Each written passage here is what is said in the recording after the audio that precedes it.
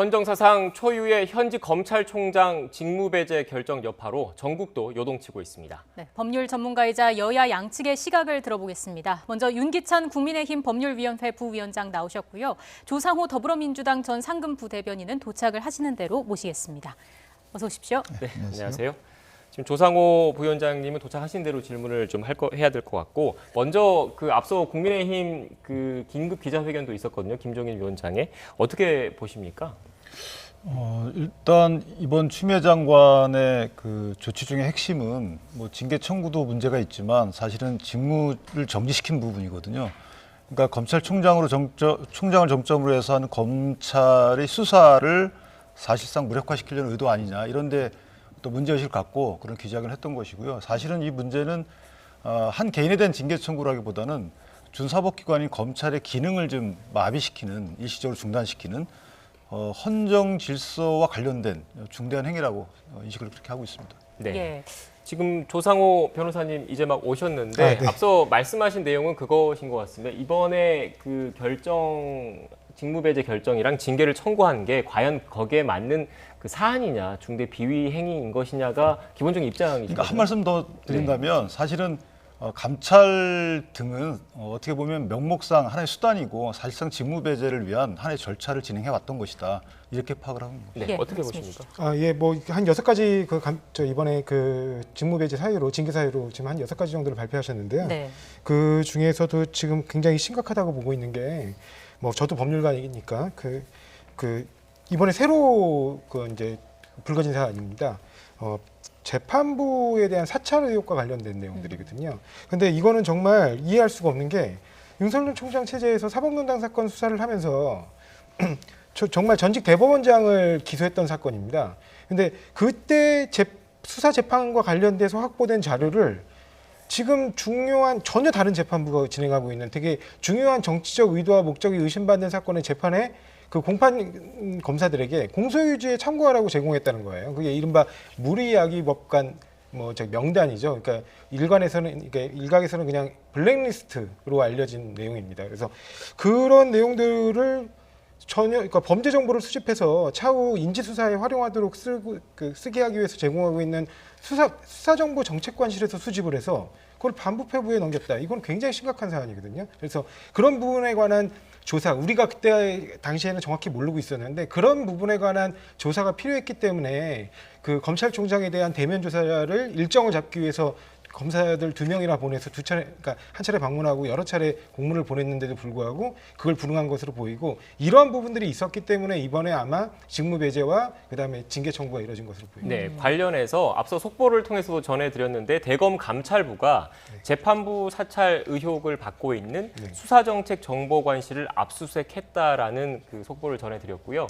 그런데 이에 대해서 대검과 윤석열 총장 측은, 그리고 또 당사자의 반론도 오늘 나왔는데 인터넷이라든지 법조인 대관이 있지 않습니까? 이런 곳에서 나온 기본적인 정보이고 공소 유지를 위한 참고 자료 수준이었다. 이거를 불법 사찰로 보는 거는 지나친 비약이다. 이런 주장을 또 하고 있더라고요. 근데 윤기찬 변호사님께서도 잘 이렇게 하셨겠지만, 그러니까 잘 이용도 하시겠지만, 법조인 대관에서 나온다는 게 사실은 출신 학교, 그다음에 기수, 그다음에 그런 것들에 대한 아주 일반적인 사항들입니다. 네.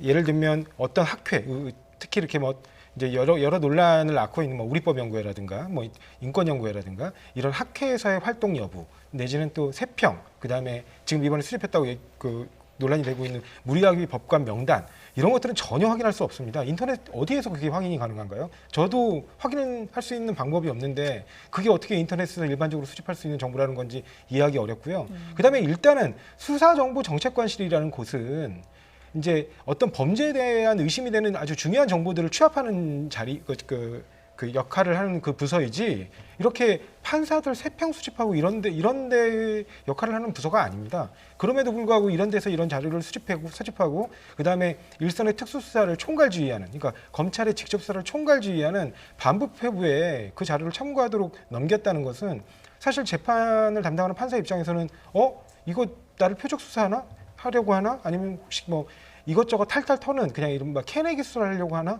그렇게 의심받고 그다음에 의심하고 그다음 불안할 수밖에 없는 거거든요. 네. 이거는 현행 지금 중요한 사건 재판을 진행하고 있는 재판부에게 우회적 압박이 되는 내용입니다. 그러니까 그런 부분들이 굉장히 부적절하기 때문에 아마 지금 방금 전에 앵커께서도 말씀하신 것처럼 법원에서 바로 영장이 발부된 게 아닌가 그렇게 생각하고 있습니다. 그러니까 지금 그 재판, 그러니까 사법부에 대한 여러 가지 세평 수집이라고 단어를 쓰셨는데 만약 세평 수집이라는 문제가 있어요.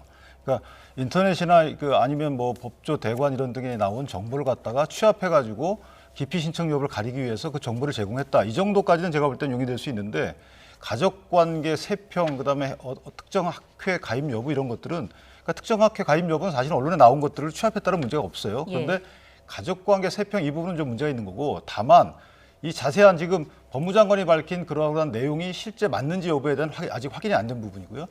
또 하나는 검찰총장의 이런 세평 등을 수집하도록 지시했는지 여부는 또 별도의 문제입니다. 그러니까 예를 들면 원래 검찰 내에서 시스템 있게 돼 있었는지 그래서 그것을 반부패부장 우리가 흔히 말하는 추미애 장관 쪽이라고 일컬어지는 반부패부장에게 내렸다는 거 아니겠습니까? 그러니까 법무장관도 알 수 있었던 사안이에요. 그래서 법무장관이 알았는지 여부도 따져봐야 되는 부분이고 알았기 때문에 여태까지 아무 말 없다가 지금 말씀을 하시는 건지 이 부분도 따져봐야 될 부분입니다.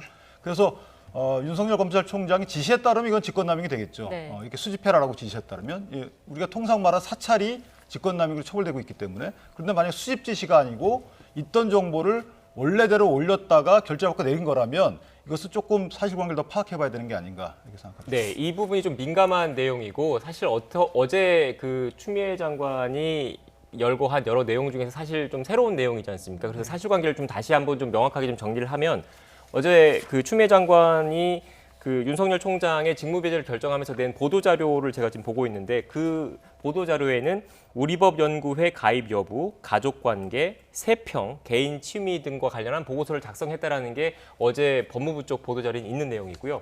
그리고 앞서 저희가 그 취재를 통해서 나온 것 중에는 이 문건을 작성한 검사가 또 글을 올렸는데 이 검사의 반박은 주요 사건 재판부의 재판 진행 방식과 과거 재판 내용 등을 정리해서 주요 사건 공소 유지에 만전을 기한다는 취지로 작성한 거지 이게 쉽게 얘기해서 사찰, 불법 사찰은 아니다 이런 취지로 얘기를 했다는 점 다시 한번 명확하게 정리 좀 하겠습니다. 예, 앞서 저희가 주요 사안들 좀 짚어봤는데 제기된 사안들로 직무 배제까지 필요했을까라는 것도 또 다른 문제일 것 같습니다. 어떻게 보세요?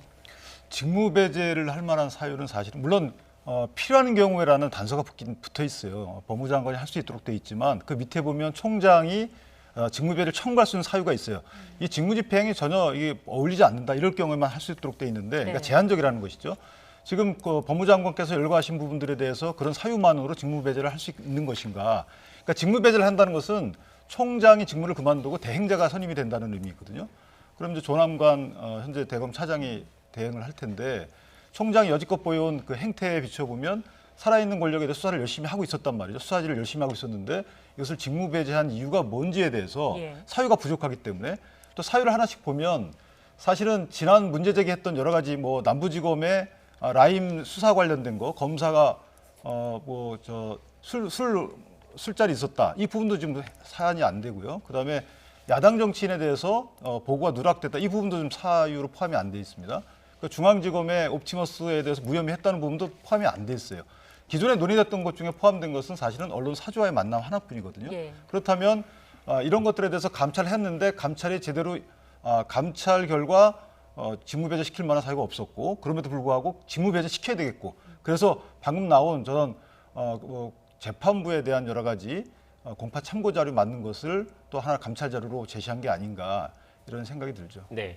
윤 총장의 직무는 이미 배제가 됐고 또 징계위원회가 열리는 거죠? 예, 그렇습니다. 네. 그 이후에 그 법적 절차는 어떻게 되는 겁니까? 예, 보통 이렇게 검사가 이제 징계 청구가 되면 직무배제가 일반적으로 내려집니다. 근데 그런 절차에 따라 직무배제 결정을 하고 그다음에 현재 그 징계 청구를 한 상태고요. 우리 검사징계법에 보면 이제 그 검사징계위원회를 구성하게 돼 있습니다. 그 검사징계위원회는 위원장은 법무부 장관으로 하고 그다음에 법무부 장관이 어떤 일정한 기준에 의해서 위촉한 6명, 그래서 총 7명이 징계위원회를 구성하게 되는데 그중에 징계 청구권자가 이 사건의 경우에는 검찰총장 사안이어서 법무부 장관이 됩니다. 그래서 징계 청구권자는 이제 그 징계위원회 위원회에 참가할 수 없게 되어 있거든요. 그래서 그렇기 때문에 결국에는 6명의 징계, 법무부 장관을 제외한 6명의 징계위원들이 심리를 해서 이제 예를 들면 무혐의 결정을 한다든가 아니면은 이제 그 단계별로 해임부터 이제 그 견책까지 그 결정을 하게 됩니다. 그래서 지금 과반 결정을 하게 되어 있기 때문에 6명의 위원 중에 4명이 동의를 해야 되고요. 그렇게 해서 결정이 내려지게 되면 이제 그 법무부 장관이 대통령께 보고하고 대통령이 이 감봉 등 중징계의 경우에는 네. 직접 집행하시게 되어 있습니다. 이게 시간은 얼마나 걸릴까요?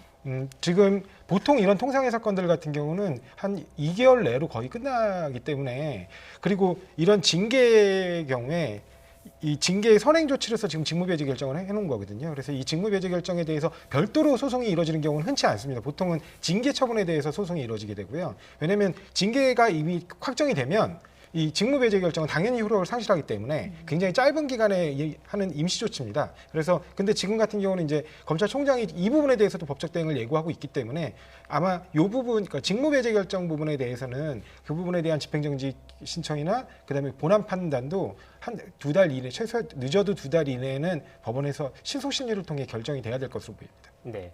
실제로 윤 총장은 지금 법적 대응을 예고한 상태인 거죠? 법적 대응을 할 수밖에 없죠. 징계 절차가 보통 이게 직무정지가 통상 검사이건 2개월로 이내에 돼 있기 때문에 2개월 이내에 징계 절차 끝난다고 봐야 되는 것이고요. 그러니까 징계 절차와 별도로 이게 직무집행 처분이거든요. 법무부 장관의 직무집행 정지 처분이기 때문에 네. 이 정지 처분에 대해서는 별도의 아마 무효 확인 소송을 하든 아니면 취소 소송을 하든 그 소송을 제기하면서 집행정지 가처분을 아마 할 겁니다.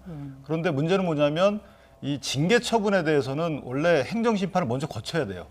그리고 그 다음에 행정소송을 제기하게 돼 있기 때문에 취소 소송을 제기를 안 하고 행정심판 전치주의가 적용되지 않는 아마 무효 확인 소송을 제기한 이후에 직무정지 처분에 대해서 집행정지 가처분을 법원에 먼저 하지 않을까.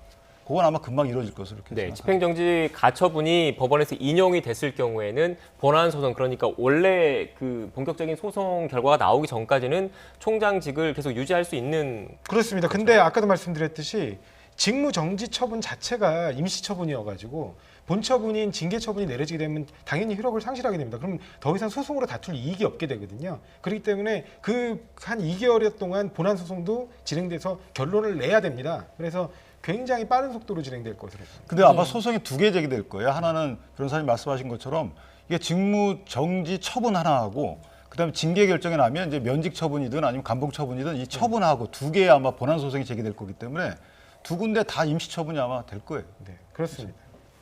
지금 뭐 추윤 갈등이 이대로 끝나지는 않을 것 같은데 남은 뇌관이 많을 것 같습니다. 연말 전국을 좀 전망을 해주신다면요.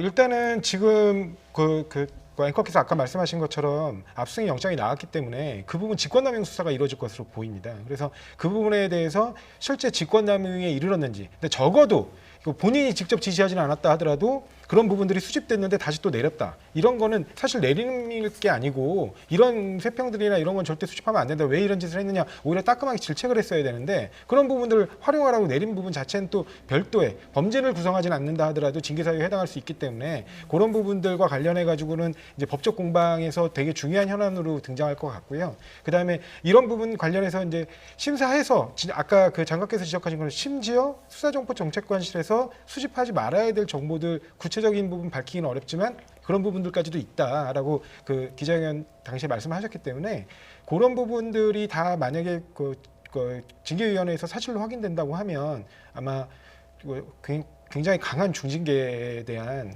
그 장관의 보고와 그다음에 건의가 있을 것으로 지금 근데 이게 이제 징계도 징계지만 사실은 징계 처분의 양정 결과 이게 해임하고 면직 처분이 되면 피선거권이 3년에서 5년 동안 박탈이 돼요.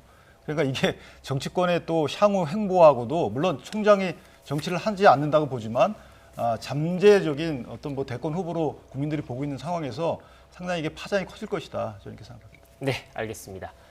지금까지 더불어민주당 전 상근 부대변인 조상호 변호사와 윤기찬 국민의힘 법률위원회 부위원장과 함께 관련된 이야기 나눴습니다. 오늘 말씀 고맙습니다. 고맙습니다. 감사합니다.